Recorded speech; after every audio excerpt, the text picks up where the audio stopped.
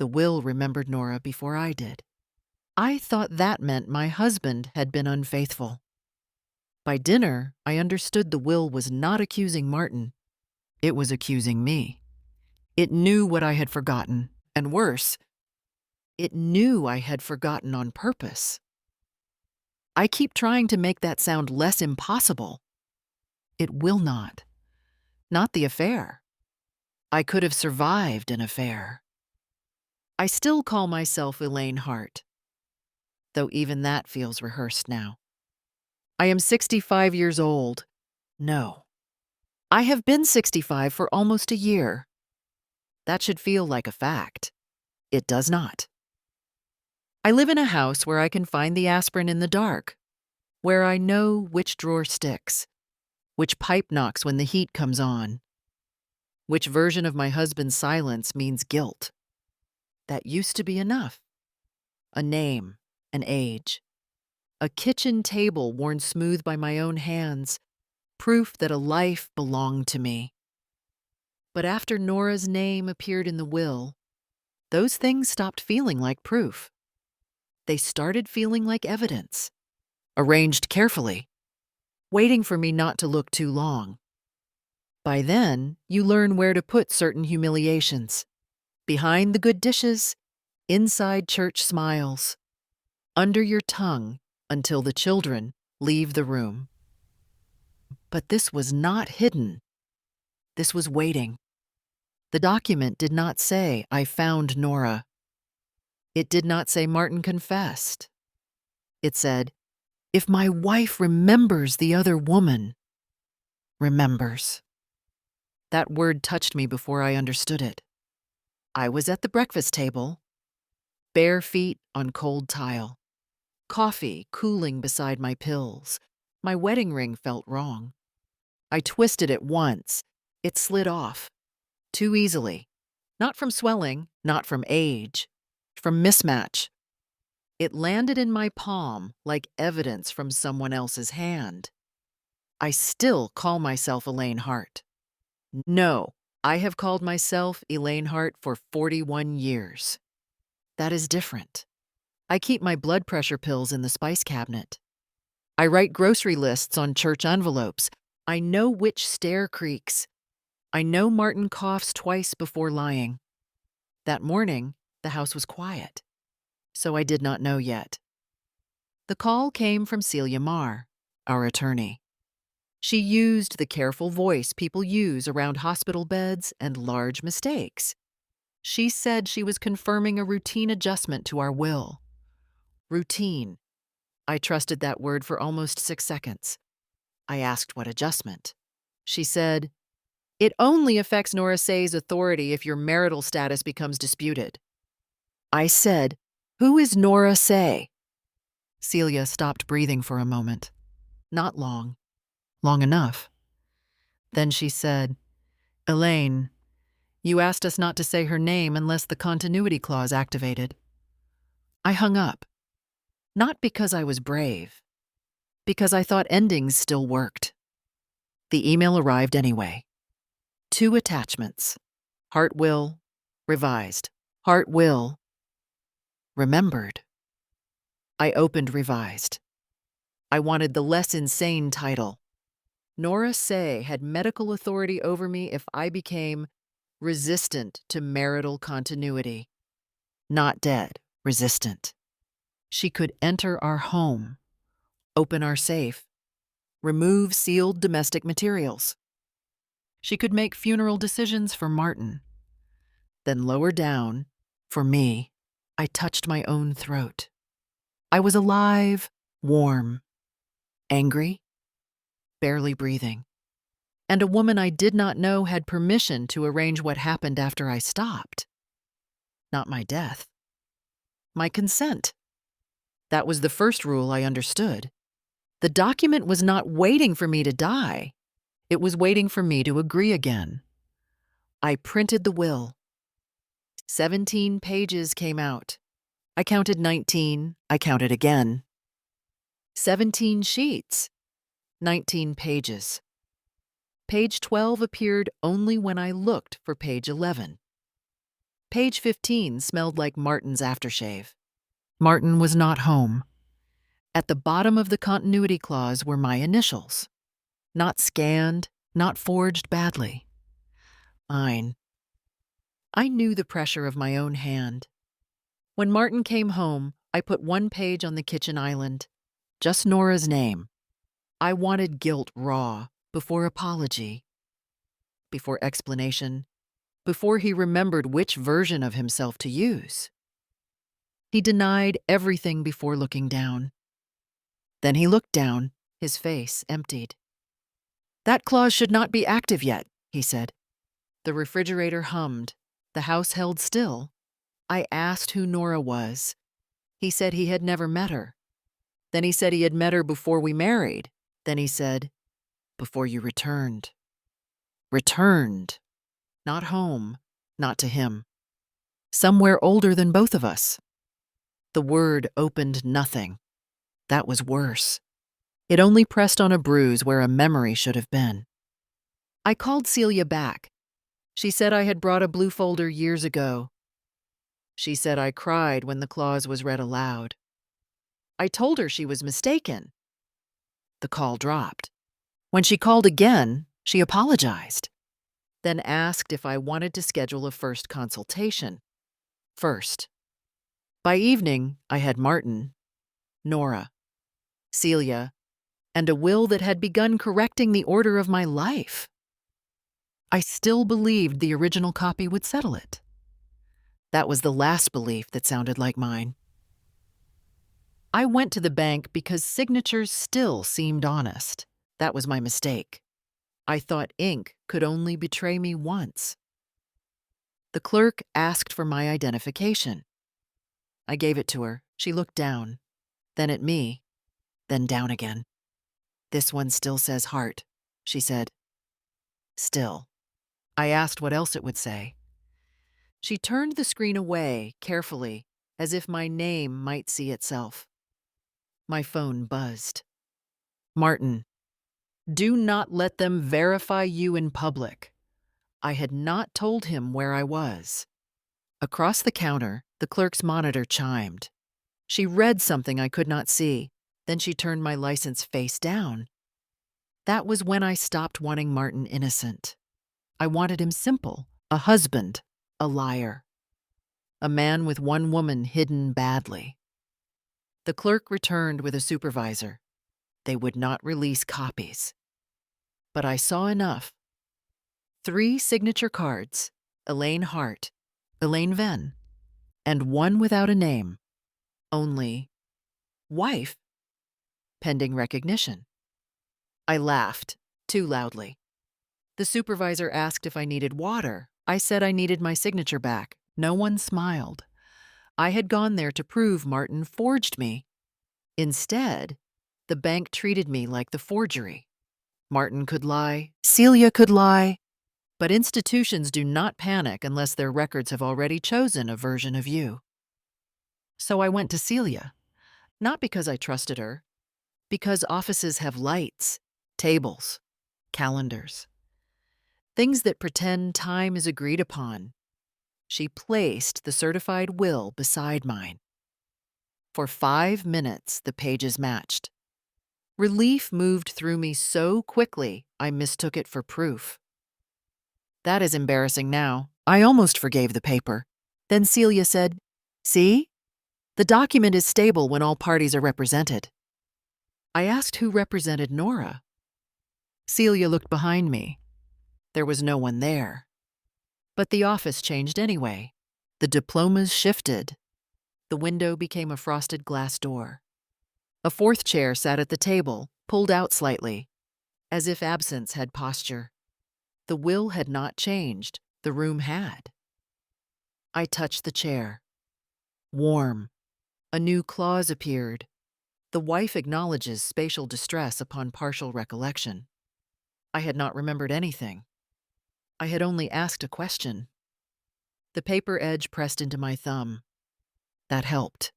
Pain still felt personal. For the moment, that was when I understood. The will did not need truth. It needed pressure. Every question gave it more room. The fire alarm sounded. No smoke, no hurry. Everyone left calmly. Celia gathered the will and said, "We should not leave you alone with yourself." Outside, Martin waited at the curb, holding a blue folder. "I didn't know where you were," he said. Before I asked, inside were photographs. The week before our wedding. I knew my yellow dress. I knew Martin's younger face. I did not know the woman beside me. Nora, written on the back. Nora. Before Elaine agreed. In one photograph, my fingers rested on her wrist. Tenderly. That was the part I could not forgive. Not Nora's face. My hand. I asked Martin if she was alive. He said, "Not the way you keep needing." So I made her deceased. Just for a while. Deceased was easier. Dead gave her edges. Dead let Martin be cruel and me be wronged. I wanted the oldest story, a husband, a mistress, a wife who finds out too late. But dead women do not answer phones. Nora did. I found her number in Martin's old address book. I called from a payphone outside the courthouse. Maybe I wanted the building to hear me. A woman answered. Before I spoke, she said, "Elaine, you promised not to make me current." My knees weakened. Not from fear, from recognition, trying to begin. I told her I did not know her. She said, "You always begin there." Not once enough to remember, enough to make me predictable. I asked where she was. "Your mother's lake house," she said, "unless you sold it again." I had never sold it. I drove there anyway. The key still worked, though I had changed the locks after Mother died. Inside, dust covered everything except the mantel. That was wrong. Dust is honest. The mantel was clean. On it was a framed photograph. Martin, Nora. Me cutting wedding cake. I told myself it was false. Then I saw my hand again, resting over Nora's. Protective, possessive. Both felt possible. Nora arrived with lilacs, my mother's favorite. She put them in the cracked blue vase under the sink. I had forgotten that vase. She had not. That was when she became harder to hate. Not less frightening. Harder to hate. She looked older than the photograph. Younger than the years allowed.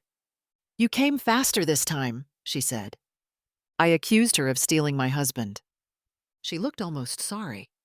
"No," she said. "You keep giving him to me when you remember what he did." There. A shape.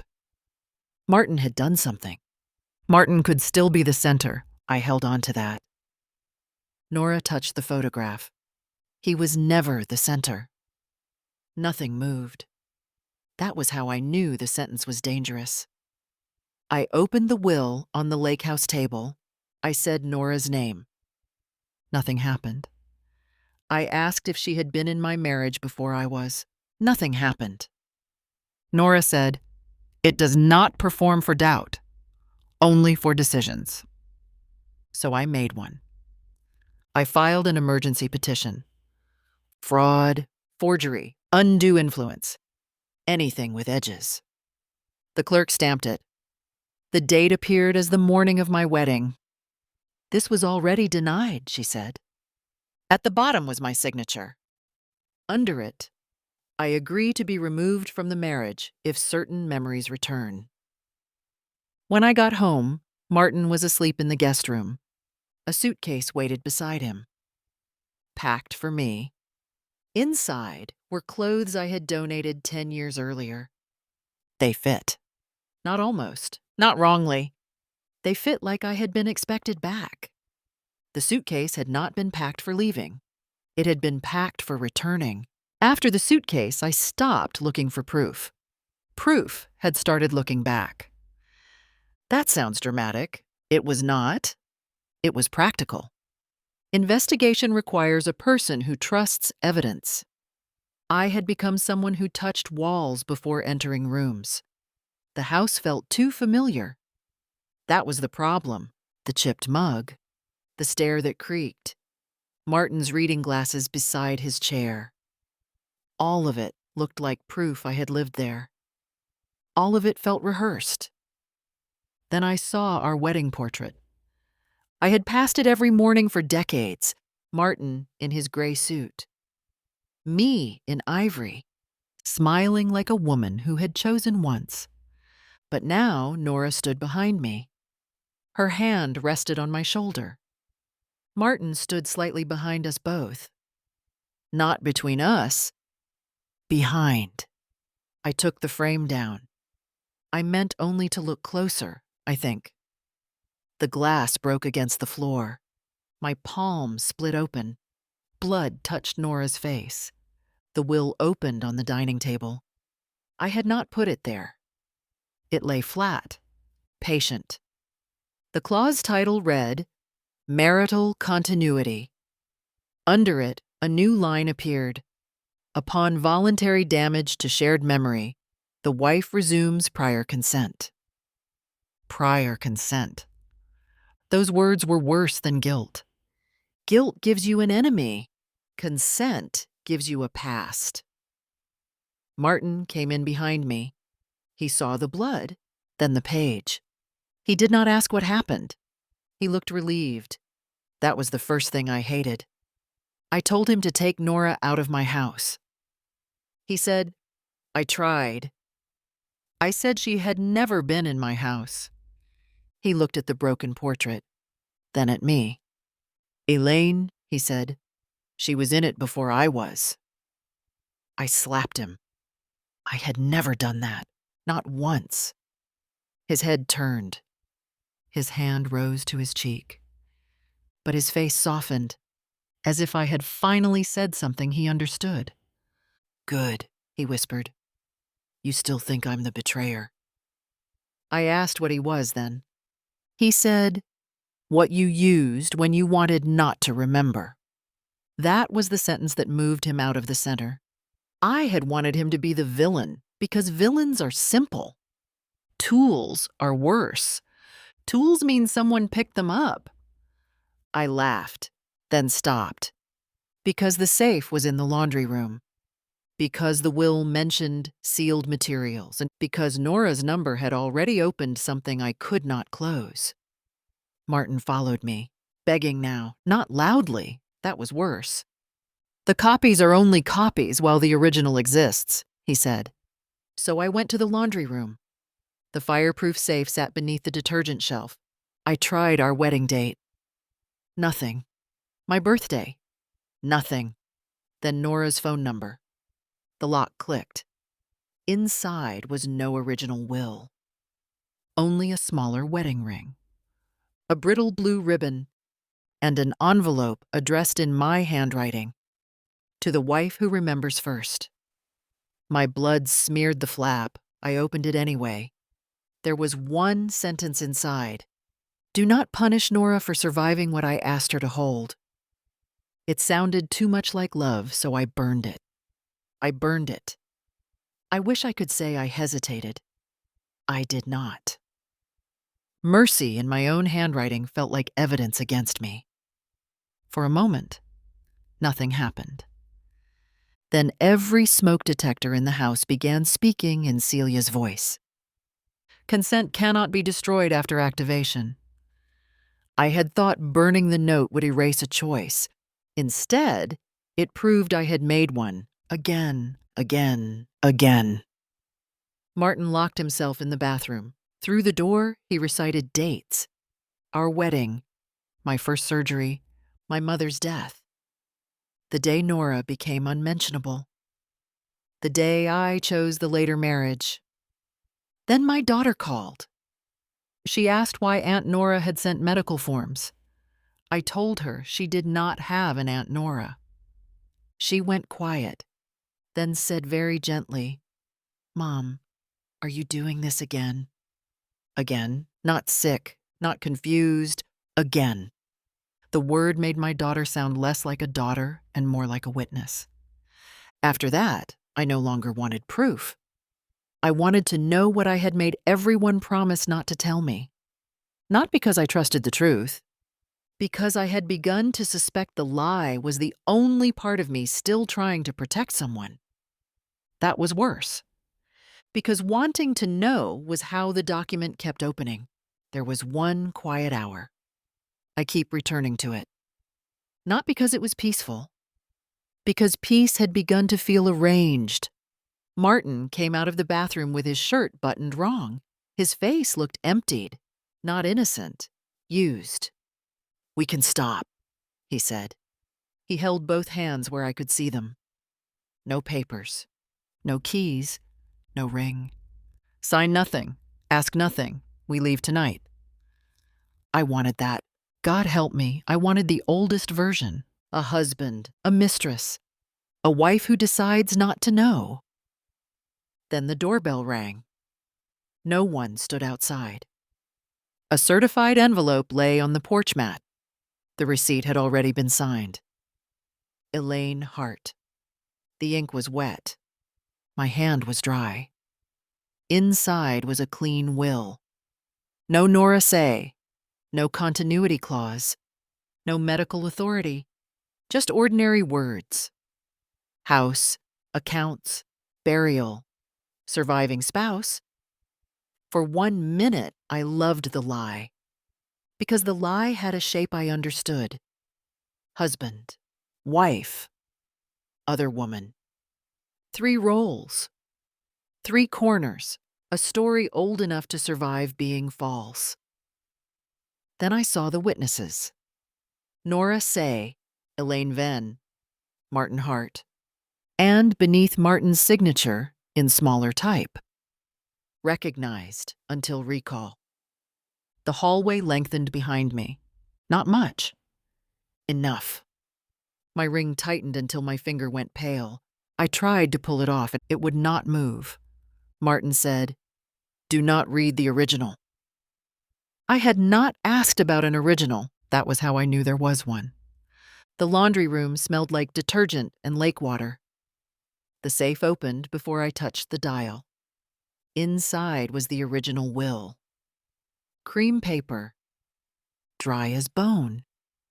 Damp at the corners. On the cover, my maiden name had been typed, crossed out, typed again. Elaine, if retained. Behind me, Martin whispered, "Please let her stay chosen." I read it anyway. In the event that my wife remembers the other woman, everything shall pass to her. I thought everything meant property. The lights went out. In the dark, Martin said, "Elaine?" My mouth opened. Nora answered. When the lights returned, Martin was on his knees, not looking at me, looking past me, as if someone had stepped into the shape I left behind. The line had changed. In the event that the other woman remembers my wife, everything shall pass through her. Through, not to. To meant inheritance. Through meant passage. I was not losing property. I was becoming the door. Celia called then. Cheerful, routine, she asked which wife was speaking. I looked back into the safe. Beneath the will was another envelope. Nora's handwriting. To Martin's husband. I have not opened it. That is what I tell Martin. But when I sign Elaine now, I pause before the first letter. Not to see if the ink dries. To see if it remembers Nora first. I am sitting in the wingback chair now, the one by the hallway lamp. My coffee rests on the saucer in my lap. It should have stopped steaming by now. It has not. I keep turning the cup by its handle. There is lipstick on the rim. Not my color, not Nora's. Martin says I only own one shade. That is what frightens me. Not that someone else drank from it, that I noticed it while telling you this. that it was not there when I began. The will remembered Nora before I did. Now, something in this room remembers her with me.